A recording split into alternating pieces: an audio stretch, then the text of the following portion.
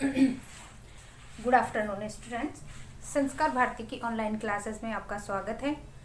देखो, अपना जलवायु से संबंधित टॉपिक है कंप्लीट हो चुका है। उसके बाद अपन चर्चा कर रहे थे जलवायु के बाद में वनस्पति की। तो आज अपना टॉपिक है वनस्पति के बाद अगर अपन प्राकृतिक वनस्पति की अगर बात करते हैं एशिया महाद्वीप में, तो उसके बाद अपना टॉपिक आता है एशिया की मिट्टी, एशिया महाद्वीप की मिट्टी।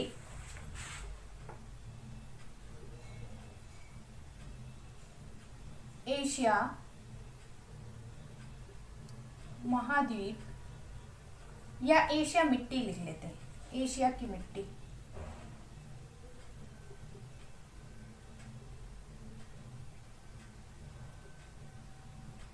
ठीक है।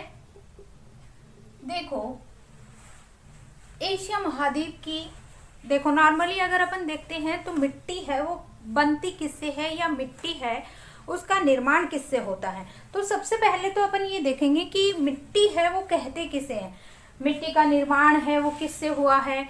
देखो, किसी भी क्षेत्र की अगर अपन बात करते हैं तो वहां पे मिट्टी है वो क्या है, आपके जो मनुष्य का जो विकास होता है संसाधनों के रूप में अगर देखा जाए मृदा को, तो मृदा है वो मानव जीवन के लिए एक महत्वपूर्ण संसाधन के रूप में काम करती है।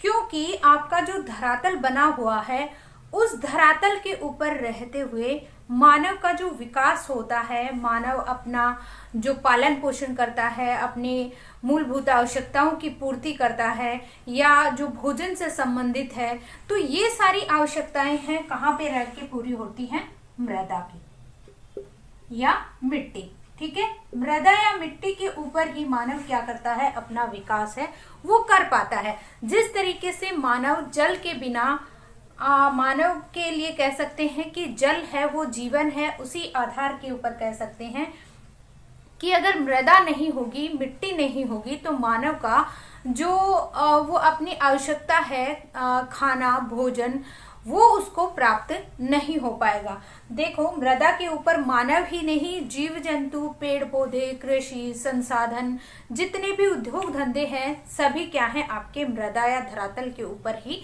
संपन्न किए जाते हैं। या किसी भी उद्योग धंधे का निर्माण करना हो या कृषि कार्य से संबंधित आपके जो फसलों का उत्पादन करना हो, या मानव अपना जो निवास स्थान बनाता है, मानव जहाँ रहता है वो भी क्या है, धरातल के ऊपर मिट्टी के ऊपर रह के ही अपना जीवन यापन है वो शुरू करता है। तो एशिया की मिट्टी की अगर बात करते हैं तो एशिया की मिट्टी सबसे पहले देखते हैं कि मृदा का निर्माण है वो कैसे होता है। देखो, मृदा के निर्माण की अगर बात करते हैं तो मृदा के लिए सबसे पहले जो चट्टान जो होती हैं, बड़े बड़े जो पहाड़ी क्षेत्र हैं, पर्वतीय क्षेत्र हैं, जो चट्टानी भाग है, सैल है, वो क्या होती हैं आपकी, जैसे ही वो आपकी रासायनिक क्रिया या भौतिक क्रिया, दोनों क्रिया के द्वारा जब चट्टानी भाग होता है वो क्या हो जाता है, टूट जाता है, टूट कर बिखर जाता है। तो उससे बनने वाला या मिलने वाला चूर्ण, यानी कि जैसे मान लो ये आपका कोई भी सेल है, ठीक है, सेल है, चट्टान है, कोई भी आपका ये एक चट्टानी भाग है, ठीक है। और इसके ऊपर मैं आपको ऐसे ही उदाहरण देके बता रही हूँ कि जैसे ही इसके ऊपर जब सूर्य की किरणें आकर गिरती हैं तो ये क्या होता है, दिन के समय तो चट्टानी भाग क्या हो जाता है, गर्म रहता है, और जैसे ही रात्रि आती है तो ये क्या हो जाता है, ठंडा हो जाता है। और ये क्रिया क्या है, काफी सालों तक, लाखों करोड़ों समय तक ये क्रिया, आज मृदा का निर्माण नहीं हुआ है। अगर आप ये कहो कि मृदा का निर्माण आज है, 2 दिन बाद, 4 दिन बाद, ऐसे नहीं होता है मृदा का निर्माण। मृदा के निर्माण के लिए क्या है, करोड़ों समय, लाखों समय जब लग जाता है तब मृदा का निर्माण हुआ है। तो एक उदाहरण के रूप में मैं बताती हूँ आपको कि जो सैल जो होती हैं, चट्टान जो होती हैं, उनके ऊपर जब सूर्य का प्रकाश गिरता है तो वो क्या होती है, गर्म होती हैं। और जैसे ही सूर्य का प्रकाश यानी कि दिन का समय जब ढल जाता है, रात्रि का समय आता है, तो ये चट्टानी भाग क्या हो जाते हैं, ठंडे हो जाते हैं। तो सूर्य के प्रकाश और ठंडे होने की क्रिया है ये लगातार चलती रहती है। जब ये ठंडा और सिकुड़न जैसे ही ये गर्म होती है तो फैलती है, और जैसे ही ठंडी होती है तो ये सिकुड़ती है। तो दोनों के अंदर ये जब क्रिया होती है फैलने और सिकुड़ने की, तो ये क्या हो जाती है, टूटने लग जाती है, या कह सकते हैं कि इसके अंदर दरार पड़ जाती है। और ये जब दरार पड़ती है तो दरार पड़ने की वजह से क्या होता है, यहाँ पे भौतिक क्रिया होना शुरू हो जाती है। भौतिक क्रिया में जैसे अपक्षय और अपरदन, ये क्रिया जब होती है चट्टानी भाग के ऊपर। अपक्षय का मतलब होता है जब चट्टानी भाग टूटकर अपने ही स्थान पर बिखर जाता है। जब आपकी सेल जो होती है, चट्टान जो होती है, वो क्या होती है, गर्म होती है। गर्म ठंडे होने की क्रिया से इनमें दरार आ जाती है। दरार आने के ऊपर इनके ऊपर क्या होता है, या तो हवा के द्वारा, या आपका वर्षा के द्वारा, नदियों के द्वारा, हिमनद के द्वारा, ये जो आपके कारक हैं, ये क्या है, चट्टानी भाग के ऊपर लगातार जब ये क्रिया करते हैं, आपके बाह्य शक्ति जिन्हें कहा जाता है, बाह्य शक्तियों की वजह से क्या होते हैं, ये लगातार इनके ऊपर हवा के द्वारा, जब तेज हवा होगी इन दरारों के अंदर से जब निकलती है तो ये क्या है, धीरे धीरे उसको चौड़ा कर देती है। या कह सकते हैं दरारी भाग के ऊपर जैसे ही वर्षा का पानी गिरता है तो जो दरारी भाग है, या कह सकते हैं जो दरार होती है, उसके अंदर अगर धीरे धीरे पानी जाता रहेगा तो वो धीरे धीरे क्या होती चली जाती है, चौड़ी होती चली जाती है। और एक दिन ऐसा आता है जब ये टूटकर नीचे बिखर जाती है, तो वो क्या है, आपका अपक्षय है। ठीक है, तो जैसे ही ये टूटकर बिखरती हैं, या आपके कह सकते हैं कि ये जो भाग होता है जैसे हवा के द्वारा, पानी के द्वारा, या कह सकते हैं समुद्री लहरों के द्वारा, हिमनद के द्वारा, जब ये चट्टानी भाग क्या हो जाता है, टूट जाता है, या क्या हो सकता है इनके अंदर, जब ये पानी के साथ क्या होता है, घर्षण होता है, तो उनके द्वारा ये जो चूर्ण प्राप्त होता है, इससे क्या है, मृदा का निर्माण होता है। यानी कि ये चट्टानी भाग था, और ये चट्टानी भाग टूटकर बड़े बड़े टुकड़ों में अपने ही स्थान पर, ये अपना स्थान था, और यहाँ से ही टूटकर ये नीचे नीचे नीचे बड़े बड़े टुकड़ों के अंदर बिखर गया। तो ये क्या है, आपका अपक्षय है। ठीक है, ये आपका अपक्षय हो गया। और इन अपक्षय के ऊपर क्या है, आपकी बाह्य शक्तियां कार्य करती हैं। बाह्य शक्तियां जब कार्य करती हैं, बाह्य शक्तियां किस रूप में, जैसे ही इनके ऊपर वर्षा का पानी, आपकी हवा, ये क्या है, उड़ाकर, यानी कि जब एक स्थान से दूसरे स्थान पर उड़ाकर ले जाती हैं, तो इनके अंदर क्या होता है, घर्षण होता है, सनिक घर्षण होता है, अपवाहन की क्रिया होती है। तो ये क्या है, चट्टानी भाग क्या करती हैं, घिसती हैं, जिसके कारण क्या होता है, आपका चूर्ण प्राप्त होता है। तो अपन को कहाँ तक पढ़ना है, जहां तक का अपन को क्या है, चूर्ण प्राप्त हो जाता है, वहां तक अपन को क्या है, मृदा की चट्टान की क्रिया तक पढ़ना है। यानी कि अपन को क्या प्राप्त हो गया, चूर्ण। चट्टानी भाग से जो बारीक चूर्ण होता है, जैसे ही चट्टानी भाग टूटकर नीचे गिरता है तो उससे क्या प्राप्त होता है, चूर्ण प्राप्त होता है। वो क्या है, मृदा के निर्माण करने में सहायक होता है। दूसरा क्या होता है, ह्यूमस की मात्रा। ठीक है, ह्यूमस की मात्रा यानी कि प्रकृति के अंदर धरातल के ऊपर जब आपके पेड़ पौधों की पत्तियां सड़ गल जाती हैं तो उनसे क्या मिलता है, आपकी ह्यूमस की मात्रा। यानी कि आपकी जिन क्षेत्रों के अंदर वर्षा अधिक होगी वहां पे क्या है, आपकी ह्यूमस की मात्रा है वो अधिक देखने को मिलती है।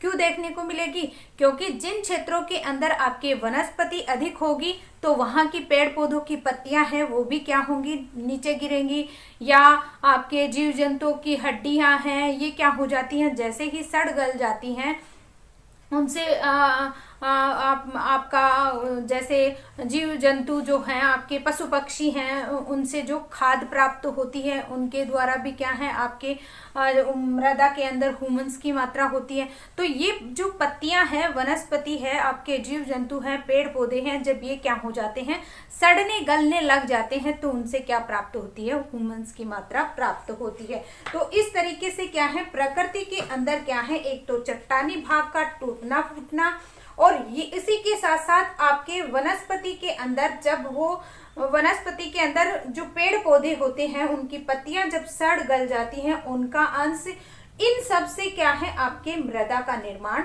होता है। और इसी के साथ साथ अगर देखा जाए तो मृदा के अंदर आपका धरातलीय जो भाग होता है उसमें सिलिका, एल्यूमिनियम, लोहा, आपका कैल्शियम, पोटास, फास्फोरस सबसे अधिक देखने को मिलता है। तो इस तरीके से क्या है आपकी जो मृदा का जो निर्माण होता है वो किस किस के ऊपर निर्भर करता है। पहला तो जीव जंतुओं का सहयोग इसमें देखने को मिलता है, दूसरा जीवांश का सड़ गल जाना, और तीसरा क्या है इसके अंदर आपकी चट्टानी भाग का जो अंश पाया जाता है ये भी क्या है आपके महत्वपूर्ण माना जाता है। तो ये सारे कारक हैं किसका निर्माण करते हैं, मृदा का निर्माण करते हैं। तो इस तरीके से क्या है मृदा का निर्माण होता है। ठीक है, इतनी बात समझ में आ गई कि इनके द्वारा किसका निर्माण होता है। कह सकते हैं कि वनस्पति के कणों, जीव जंतुओं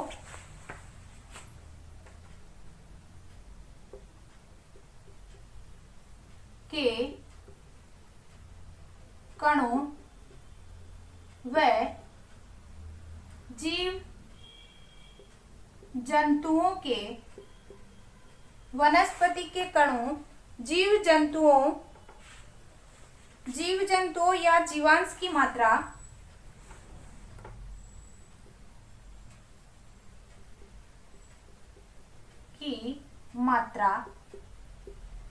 ठीक है, जीवांश की मात्रा पर मिट्टी की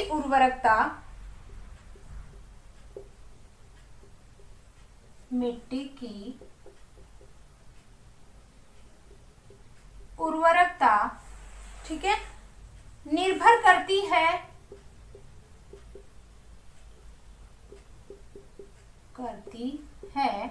उसी के साथ साथ इस प्रकार मिट्टी के निर्माण में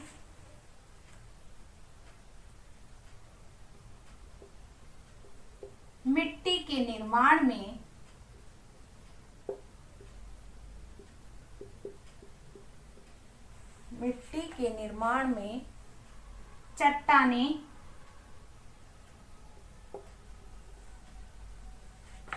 वनस्पति तथा जीवांश तथा जलवायु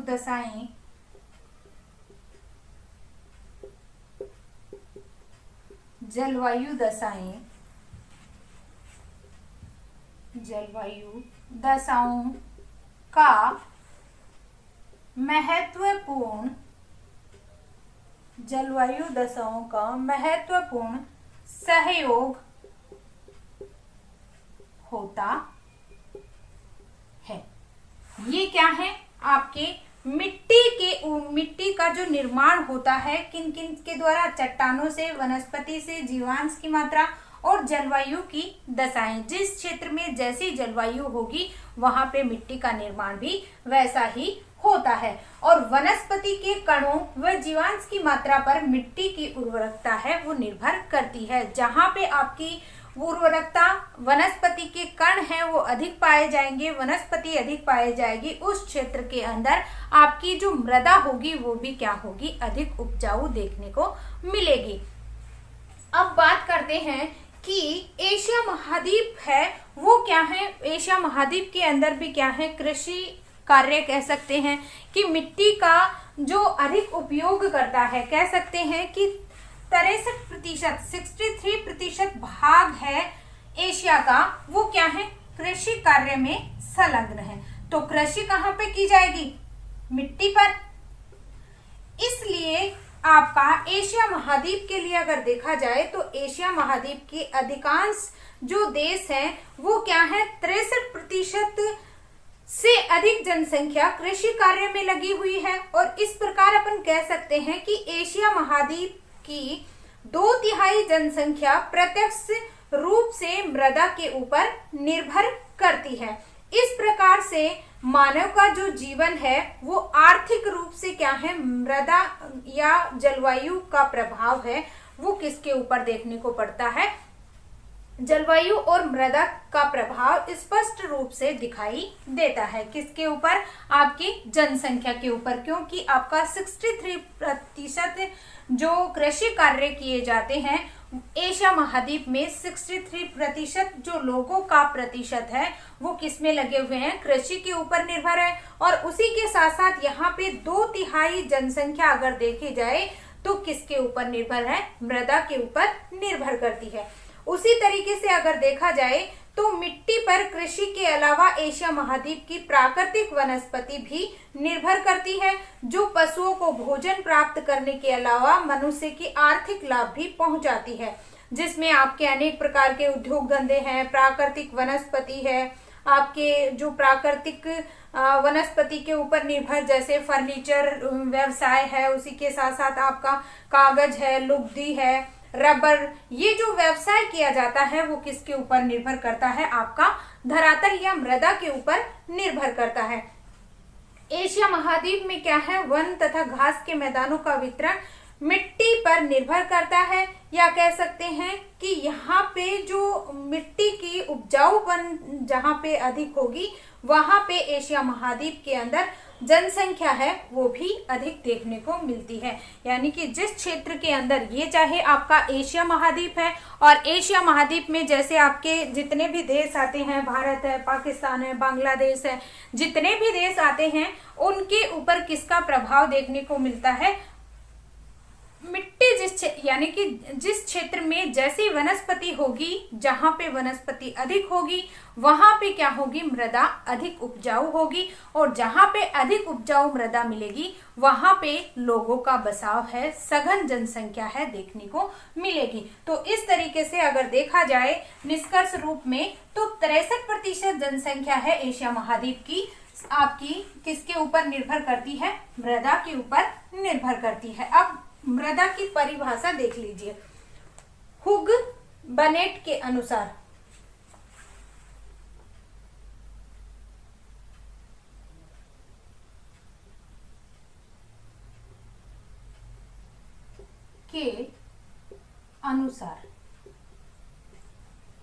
हुग बनेट के अनुसार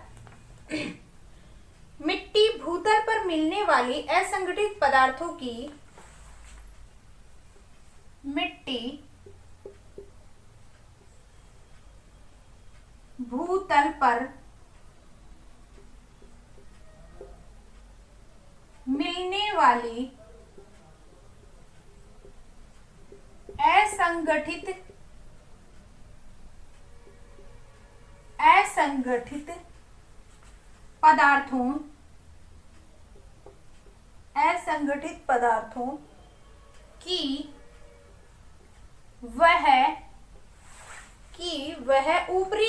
पदार्थों की वह ऊपरी परत है, जो मूल चट्टान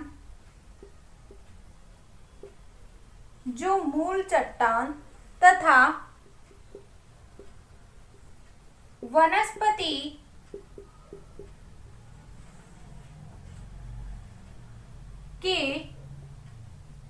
वनस्पति के अंशों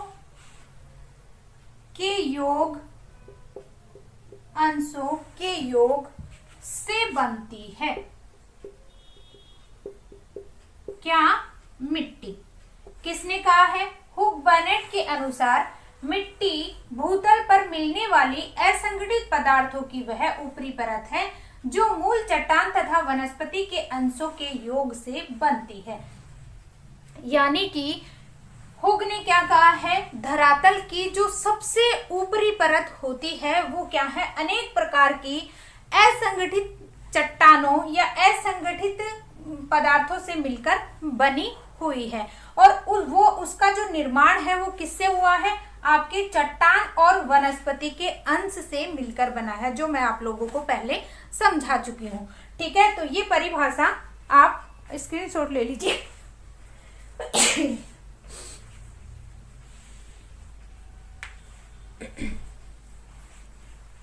अपन आगे बात करते हैं कि मृदा का वर्गीकरण।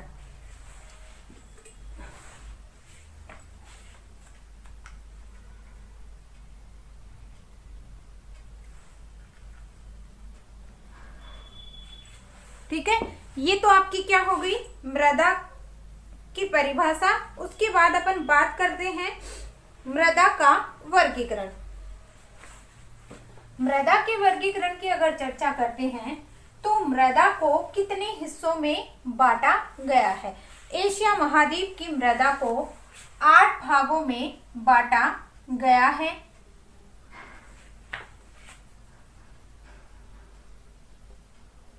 मृदा का वर्गीकरण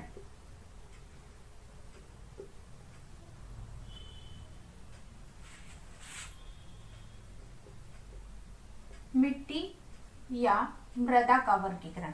देखो, वर्गीकरण का अगर चर्चा करते हैं तो मृदा को 8 हिस्सों के अंदर बांटा गया है। किसको?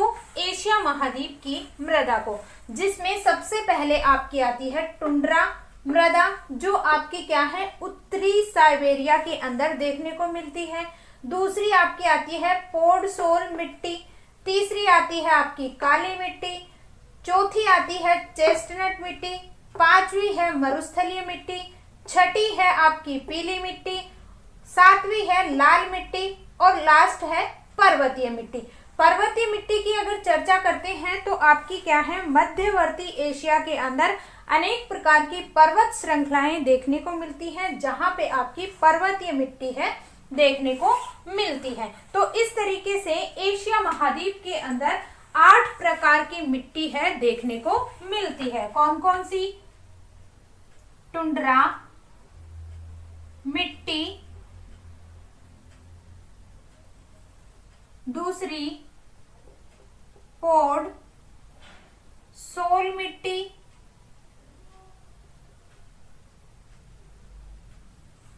तीसरी है काली मिट्टी,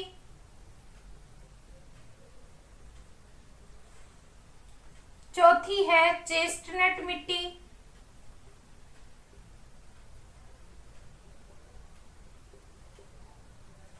पांचवी है मरुस्थलीय मिट्टी, छठी है पीली मिट्टी,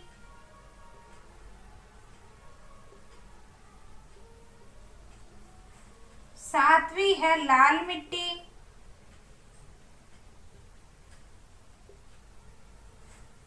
आठवीं है पर्वतीय मिट्टी। ठीक है, इस प्रकार से आपकी एशिया महाद्वीप की मिट्टी का वर्गीकरण किया गया है कि जिस क्षेत्र में जैसी जलवायु पाई जाती है, वनस्पति का अंश जिस क्षेत्र में देखने को मिलता है, कि मृदा का निर्माण आपके किन किन तत्वों से हुआ है। पहला तो क्या है चट्टानी भाग का अंश, दूसरा क्या है आपके जलवायु का अंश, जलवायु की दशाएं, तीसरा वनस्पति का अंश, आपकी वनस्पति जो सड़ गल जाती है, और जीवांश की जो मात्रा पाई जाती है, इन्हीं के ऊपर क्या है मृदा है वो निर्भर करती है। तो जिस क्षेत्र में ये सारे तत्व हैं या कारक जिस क्षेत्र में अधिक मिलते हैं, वहां पे मृदा है वो क्या होगी अधिक उपजाऊ देखने को मिलेगी। और जिन क्षेत्रों के अंदर इनका जो अंश है वो कम पाया जाता है, तो उस क्षेत्र के अंदर आपका जो मृदा है वो क्या है अनुपजाऊ पाई जाएगी, या क्या होगी आपकी अधिक उपजाऊ मृदा है नहीं देखने को मिलती है। तो इस तरीके से क्या है 8 प्रकार की एशिया महाद्वीप के अंदर मृदा है देखने को मिलती है। सबसे पहले इसका स्क्रीनशॉट ले लीजिए।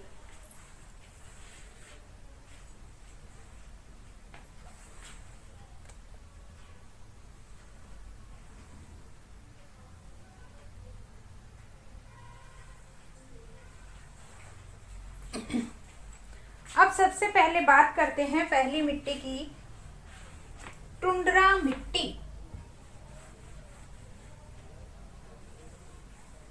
देखो, सबसे पहले टुंड्रा मिट्टी की अगर बात करते हैं तो ये एशिया महाद्वीप के उत्तरी भाग में टुंड्रा प्रदेश के अंदर देखने को मिलती है। जिसमें पूर्व के अंदर आपका बेरिंग सागर जहां पे है, यहां से शुरू होकर ये कहां तक फैली हुई है, पश्चिम में यूराल पर्वत तक फैली हुई है। ये जो मृदा है ये आपकी कौन सी है, सबसे पहले टुंड्रा मृदा देखने को मिलती है। जैसे एशिया महाद्वीप का अगर अपन दिशा के आधार पे अगर देखते हैं तो आपका पूर्व भाग हो गया, ये पूर्व हो गया, ठीक है। और यहाँ पे आपका क्या है, बेरिंग सागर, बेरिंग सागर। तो यहाँ पूर्व से आपकी पूर्व दिशा में कहां से, बेरिंग सागर से लेकर यूराल पर्वत पर आपका पूर्वी क्षेत्र की अगर बात करते हैं तो पूर्व में बेरिंग सागर और पश्चिमी भाग में आपका यूराल पर्वत तक ये फैली हुई है। इसे अपन टुंड्रा मृदा के नाम से जाना जाता है। इस मिट्टी की अगर चर्चा करते हैं तो इस मिट्टी के अंदर आपकी क्या है, लौह तथा रेत की मात्रा है वो अधिक देखने को मिलती है। इसमें वनस्पति का अंश है वो कम पाया जाता है। क्यों पाया जाता है, क्योंकि यहाँ पे हमेशा बर्फ जमी रहती है, जिसके कारण यहाँ पे वनस्पति है वो नहीं उग पाती और ये मृदा क्या हो जाती है, आपकी अनुपजाऊ मृदा के रूप में पाई जाती है। वनस्पति की कमी पाई जाती है, वनस्पति नहीं होती है। इस मिट्टी के भीतर क्या होता है, पानी की क्षमता है अधिक होती है, जिसके कारण मिट्टी में शीत के कारण ये क्या होती है, अधिक कठोर होती है और ये क्या है, हमेशा जमी हुई दिखाई देती है। यह मिट्टी क्या होती है, आपकी कठोर होती है। निचला भाग क्या होता है, अत्यधिक कठोर होता है। और इस क्षेत्र की अगर बात करते हैं तो इस मिट्टी का जो रंग होता है हल्का कथई होता है। मिट्टी में वाष्पीकरण कम होने के कारण अनेक स्थानों के ऊपर क्या है, दलदल बन जाते हैं। इस क्षेत्र की मिट्टी होती है, मिट्टी की ऊपरी परत क्या होती है, चिकनी होती है।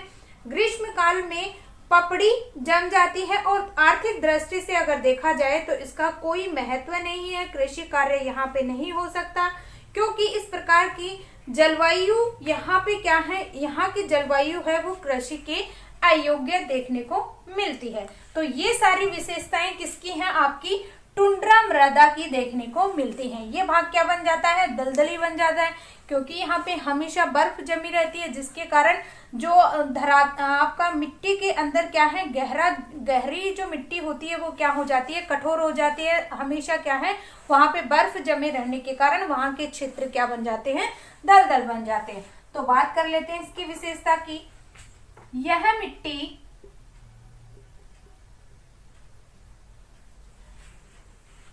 पूर्व में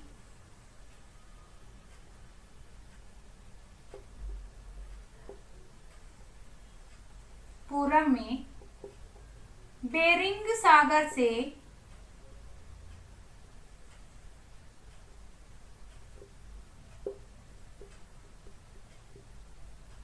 प्रारंभ होकर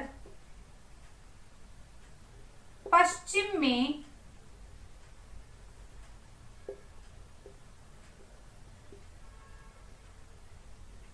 आल्प्स पर्वत, यूराल पर्वत, यूराल पर्वत तक पाई जाती है। ठीक है, पहली तो ये विशेषता हो गई। उसके बाद यह मिट्टी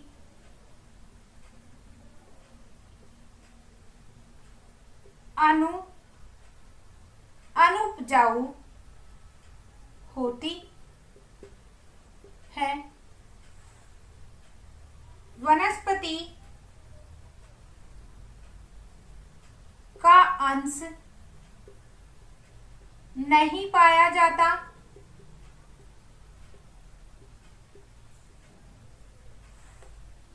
क्योंकि इस क्षेत्र में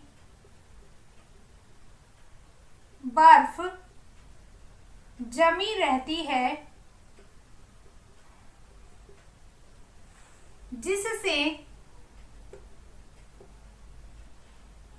इस भाग में दलदल या यह भाग दलदली बन जाता है,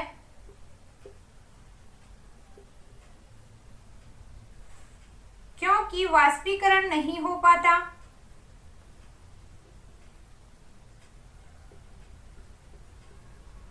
नहीं हो पाता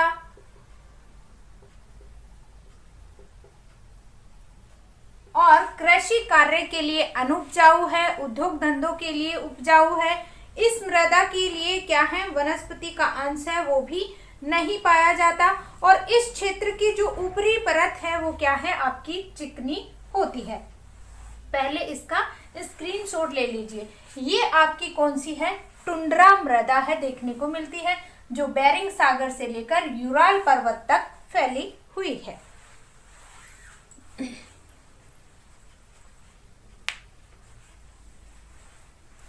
उसके बाद बात करते हैं अगली मृदा की, पोडसोल मृदा। दूसरी मृदा है पोडसोल मृदा।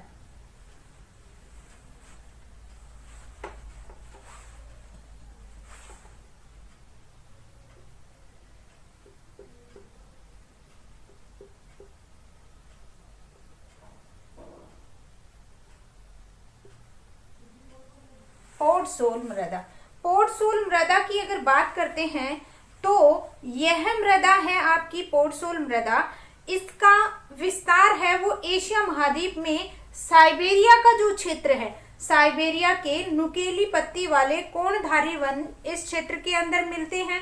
इस प्रदेश के अंदर क्या है, आपकी पोडसोल मृदा है, देखने को मिलती है, जिसमें आपका एशिया का रूस के पश्चिमी भाग से लेकर उत्तरी चीन, आपका उसी के साथ साथ उत्तरी कोरिया, उत्तरी जापान इस क्षेत्र के अंदर देखने को मिलती है। जिसमें आपका कौन सा हो गया, पश्चिम में ये जो भाग है ये आपका कौन सा है, पोडसोल मृदा, जिसके अंदर ये आपका रूस का पश्चिमी भाग हो गया। इसी के साथ साथ ये आपका जापान का क्षेत्र हो गया, उत्तरी कोरिया हो गई।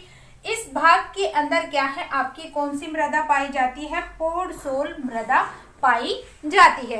इसकी विशेषता अगर देखते हैं तो इस विशेषता के रूप के अंदर इस मृदा का जो निर्माण है, इस मृदा का जो निर्माण की अगर बात करते हैं तो इसमें आपका लोहा, चूना, पोटास, खनिज अंश अधिक देखने को मिलते हैं। दूसरी इसके अंदर तेजाब की कमी है वो पाई जाती है। वन प्रदेशों में मिलने के कारण इसमें वनस्पति का जो अंश है वो अधिक देखने को मिलता है। इसमें मिट्टी का रंग है वो राख जैसा होता है, अधिक उपजाऊ होती है और इसके अंदर गेहूं जो कृषि है वो अधिक मात्रा में की जाती है। ठीक है, तो ये इसकी क्या हो गई, इस क्षेत्र के अंदर आपके गेहूं जो की कृषि है वो अधिक मात्रा में की जाती है। इस क्षेत्र के अंदर तेजाब की कमी पाई जाती है, पोटास है, फास्फोरस है, ये क्या है अधिक देखने को मिलते हैं। और दूसरा, इसी क्षेत्र के अंदर आपकी कोणधारी वनस्पति है, वनस्पति मिलने के कारण ये भाग क्या है आपका उपजाऊ होता है। तो इसकी चर्चा कर लेते हैं अपन।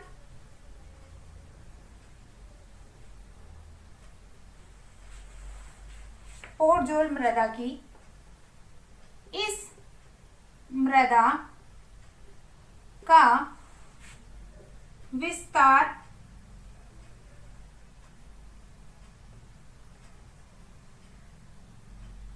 रूस का पश्चिमी भाग, उत्तरी चीन,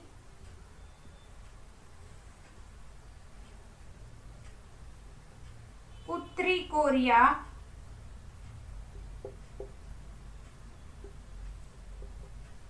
जापान आदि देशों में पाया जाता है।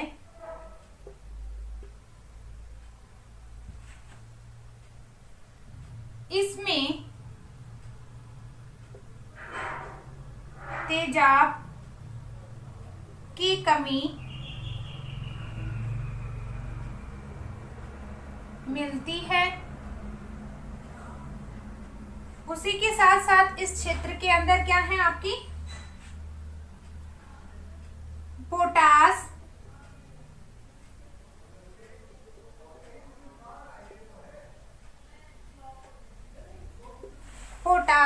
फास्फोरस, उसी के साथ साथ चूना, लोहा,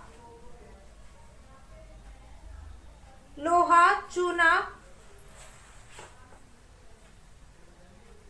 लोहा, चूना और उसी के साथ साथ खनिज अंश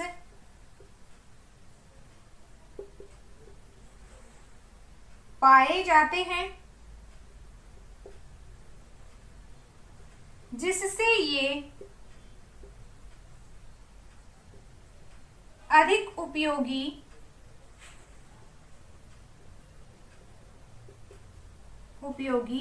होती है और यहाँ कृषि कार्य किए जाते हैं, जिसमें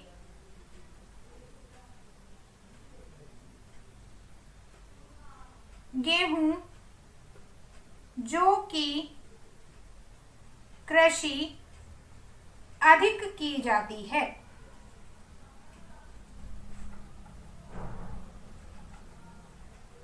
ठीक है, गेहूं और जौ की कृषि यहाँ पे अधिक देखने को मिलती है। सबसे अधिक यहाँ पे अगर बात करते हैं तो इस क्षेत्र के अंदर क्या है, आपकी लोहा, चूना और खनिज पदार्थ या वनस्पति का अंश पाए जाने के कारण यहाँ पे कृषि कार्य है आसानी से किया जा सकता है। ये इसकी विशेषता है, देखने को मिलती है। स्क्रीनशॉट ले लीजिए।